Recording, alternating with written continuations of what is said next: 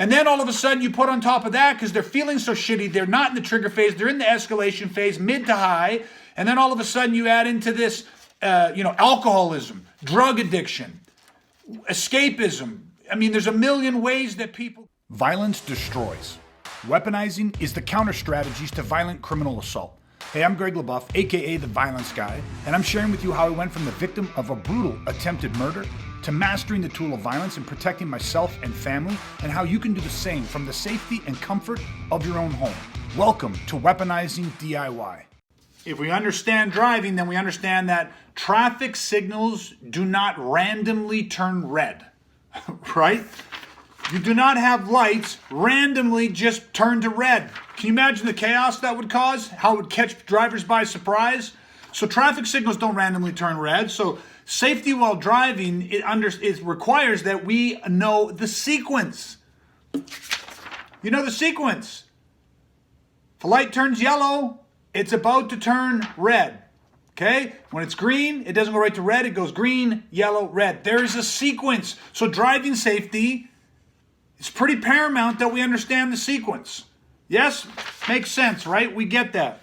Okay, well, what I want you to do then is I want you to think of violence as a sequence. Okay? A process in which the early subtle events are as telling as the dramatic events. Okay? So think of violence as a process in which the early subtle events, what we're saying is the same as driving. A yellow light is an early subtle event. You know, you're green, go, green, you're driving. Yellow light, it's an early indicator that it's about to go red. Well, if we think of violence, okay, if you think of violence as a process in which the early subtle signals are as telling as the dramatic events, well, that's going to help us. That's going to change the game. So it is a system of pre-incident indicators that tell us violence is emerging. Okay, so when we know the sequence, okay, pins can be as telling as that yellow light. Just makes sense, correct?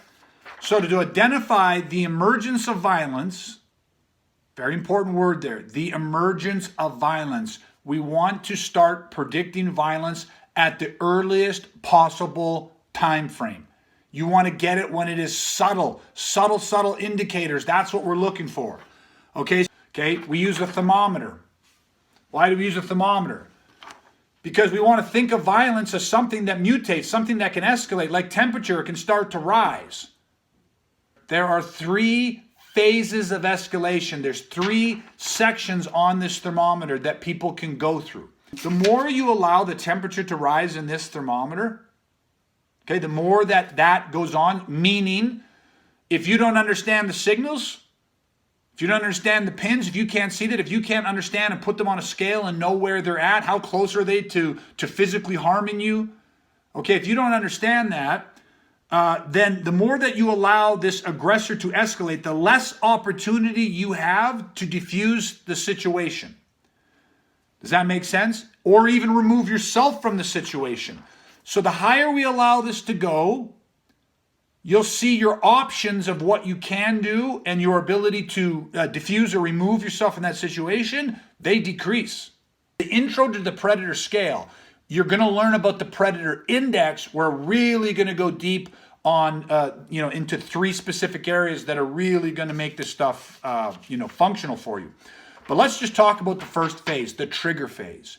Now, the trigger phase is low escalation. So just so you have reference, the trigger phase is the bottom phase of the thermometer. I just kind of helped blow it up a bit, Again, you'll have this in your notes, but the trigger phase, it's low predator. I just call it a low predator. I still use the term predator because anyone that has some intent there, whether it's low, medium, or high in escalation, anybody that has some intent to mess with us physically, mentally, emotionally, I identify them. Listen, you're not here to serve me, which means there's a predator-ness to your nature. So this is low predator. Now they're under the influence of what? Trigger phase is your daily shit.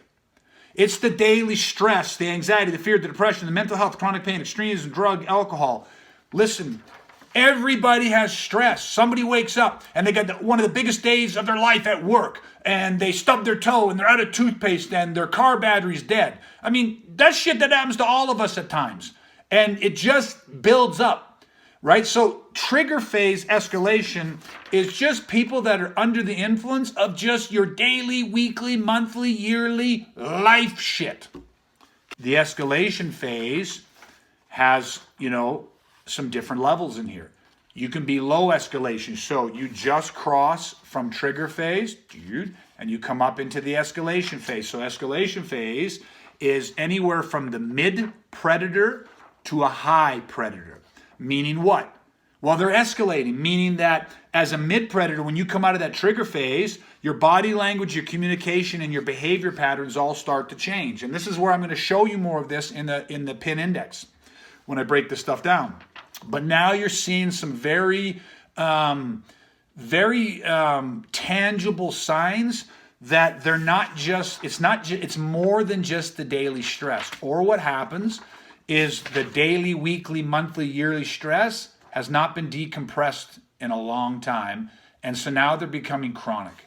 Now you've got that coworker, you've got this person that you walk into, and you can just tell. See, I've never met this person, a complete stranger, but I can tell they're not just having a bad day. This is how this asshole lives their life.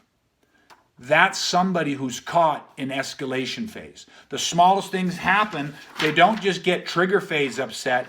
They get escalation phase upset. They harden.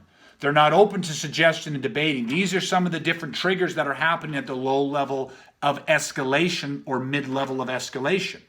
Okay, now, high escalation, as they begin to mutate up, remember what's so important is I want you to understand that aggression moves linear. You can track this. And this can take place and happen over a few days, a few weeks, a few months, or even a few years. You can have somebody who, when they started their job, was just down here in the trigger phase. Or their life, their marriage, their kids, when they're younger, were just down here. But then 2, 3, 4, 5 years, 6 months, whatever it is, as time passes, the stress doesn't get decompressed. It builds up. The negativity, the pressures at work, the pressure in the relationships, the breakdown of a relationship, whatever it is, and all of a sudden now you're here. Very seldom do you find yourself here. And this is where people start to inundate or delude themselves with drugs and alcohol and escapism. Is they believe they're decompressing, but they're not. And then the next little stressor happens and they just exist here. They exist in that mid-level escalation phase. And then how long does it take them before a second stressor or a third stressor hits? And then all of a sudden you put on top of that, because they're feeling so shitty, they're not in the trigger phase, they're in the escalation phase, mid to high.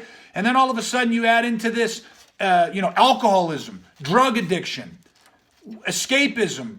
I mean, there's a million ways that people go to try to figure out how to release this pressure, but not healthy. But all of a sudden you start to recognize that now emerging is an intent to harm. Now you're getting a sense that these individuals have it within them to turn this into a physical altercation. And it doesn't always have to be a physical altercation, a punch, a grab, an attack like that.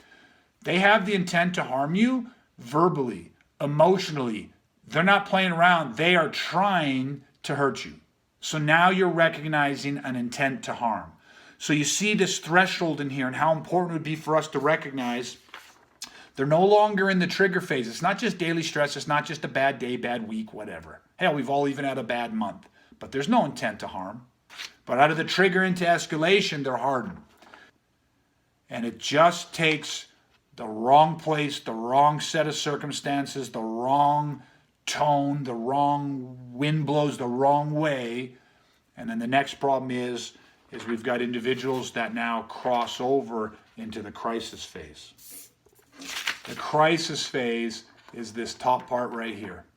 Now, I think you can probably already understand what the crisis phase is. If we go high escalation down here, where I say there's intent to harm is being witnessed, now those indicators are there, you're seeing it.